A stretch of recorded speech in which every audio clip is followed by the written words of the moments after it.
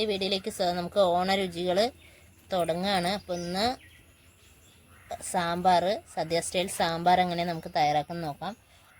അപ്പോൾ അതിനൊരു കഷ്ണം മത്തൻ എടുത്തിട്ടുണ്ട്, ഒരു ചെറിയ കഷ്ണം കുമ്പളങ്ങ, തക്കാളി, മുരിങ്ങക്കായി, വഴുതനങ്ങ, ക്യാരറ്റ്, ഉരുളക്കിഴങ്ങ്, വെണ്ടയ്ക്ക ഉണ്ടെങ്കിൽ വെണ്ടയ്ക്ക കൂടി എടുക്കാം. ആദ്യം മുറിച്ചെടുക്കാം.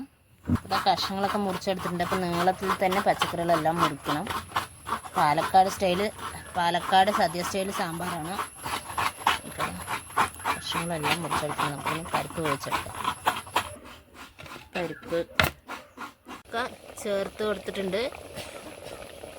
പിന്നെ മുരിങ്ങക്കായും തക്കാളിയും ചേർത്ത് കൊടുക്കും. കഷ്ണങ്ങൾ തിളച്ചതിന് ശേഷം, ബാക്കി കഷ്ണങ്ങളെല്ലാം തിളച്ചതിന് ശേഷം തക്കാളിയും മുരിങ്ങക്കായും ചേർത്ത് കൊടുക്കും. വേവിച്ച് വെച്ച പരിപ്പ് ചേർത്ത് കൊടുക്കും. ഏലപ്പൊടി ചേർത്ത് കൊടുക്കാം. ആവശ്യത്തിന് ഉപ്പ് ചേർത്ത് കൊടുക്കാം. അരപ്പിന് ഒരു തേങ്ങ എടുത്തിട്ടുണ്ട്.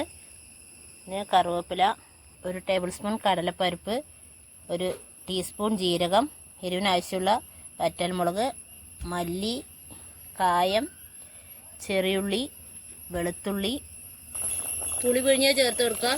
ചെറുനാരങ്ങ വലുപ്പത്തിലുള്ള പുളി. വെളിച്ചെണ്ണ ചേർത്ത് കൊടുക്കാം. കായം ചേർത്ത് കൊടുക്കാം.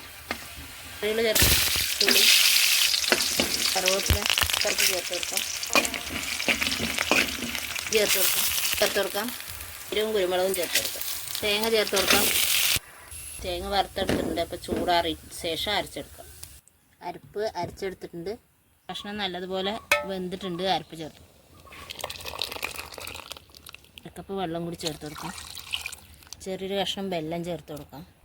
അരപ്പ് ചേർത്ത് നല്ലതുപോലെ തിളച്ചിട്ടുണ്ട്. അപ്പോൾ നമ്മുടെ സാമ്പാർ റെഡി ആയിട്ടുണ്ട്.